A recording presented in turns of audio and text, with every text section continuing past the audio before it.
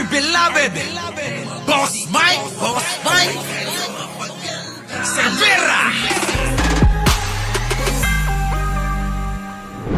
Itong Chis Escudero, mga kababayan, may pasabog. Nilaglag na ho, mga kababayan, si Romualdez. Ito na. Ba?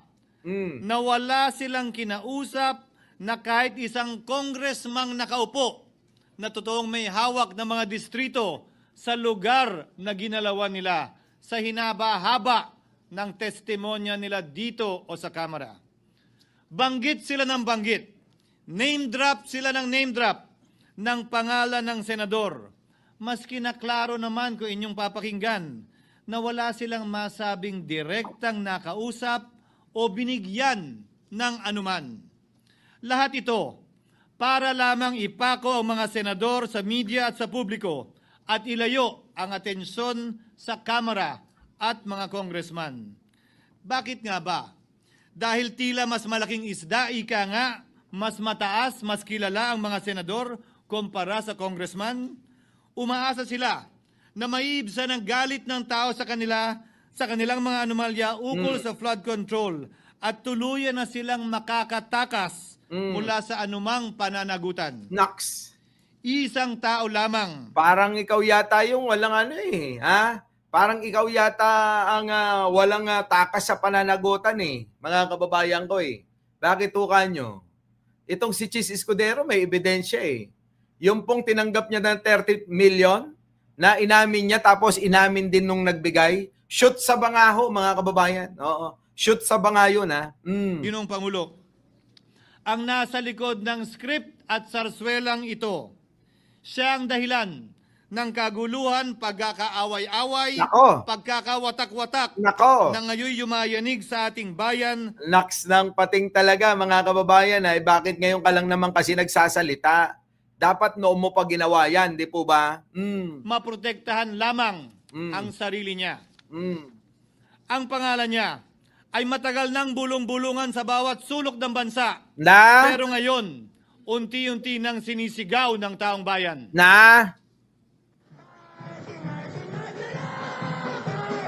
Martin magnanakaw. Grabe na.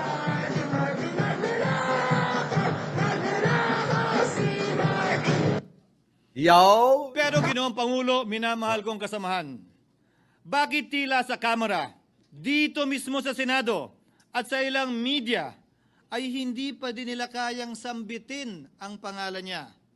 Pues, sasabihin ko, Martin Romualdez. Nakaw! Minsan ang binanggit ng mga diskaya ito mismo dito sa Senado, ang kanyang pangalan.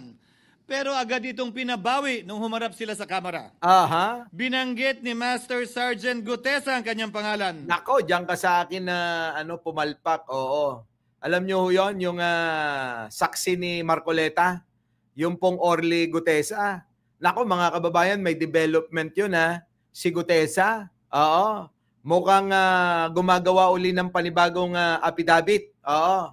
Para ho mga kababayan, magsalita ho uli dyan sa Senado. Ang kaso, mukhang iba na ho yung ituturo. Oo, mga kababayan. Mukhang ituturo yung nagpalabas sa kanya. Oo, kaya alam nyo, nanganganib ho si Marcoleta dyan, nanganganib. Oo, tuloy. Pero ultimo notaryo, natunto nila at pinabawi nila ang pagnotaryo. Buti na lang. Huli na't nasabi na niya ang pangalan ni Martin Romualdez na pinanumpaan dito mismo sa ating Blue Ribbon Committee. Diyos ko, kung yan lang ang gagamitin mong reference o halimbawa mo para ituro, kulang. Oo, kulang, mga kababayan ko. Kulang yan. Oo, Chis Escudero. Yaang banat mo na yan kung yan lang.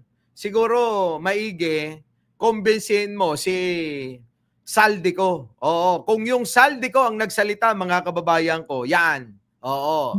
Abay, sapat-sapat na yan.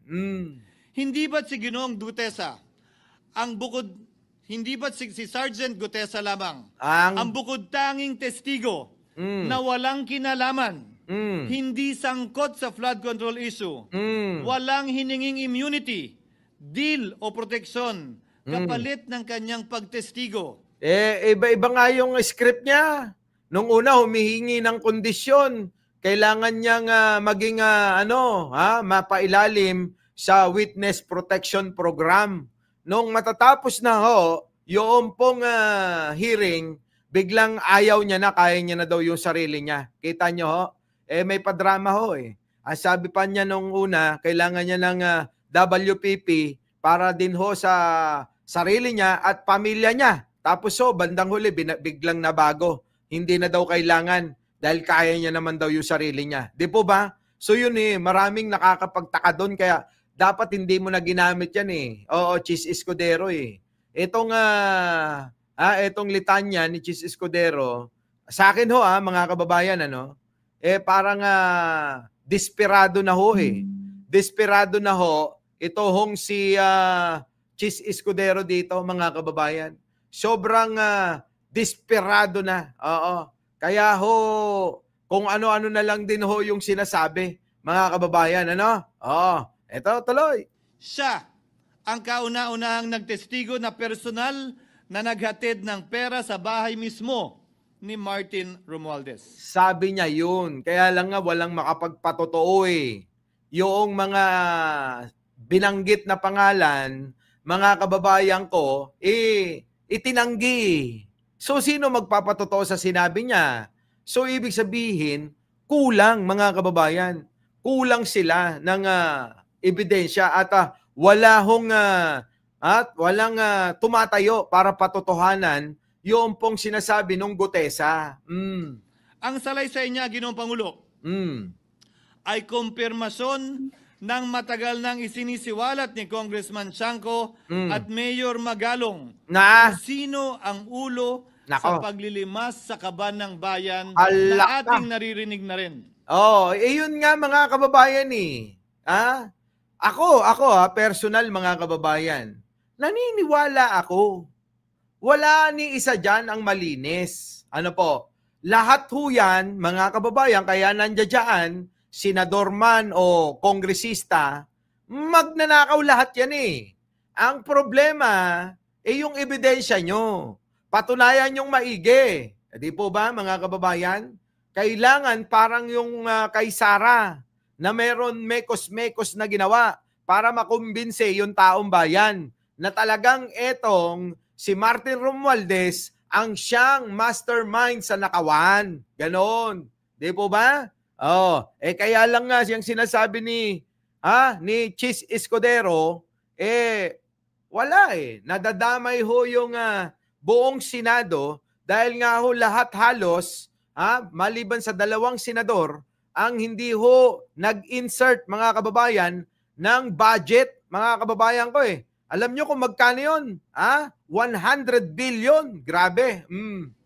13,803,693 with Congressman Saldico as proponent.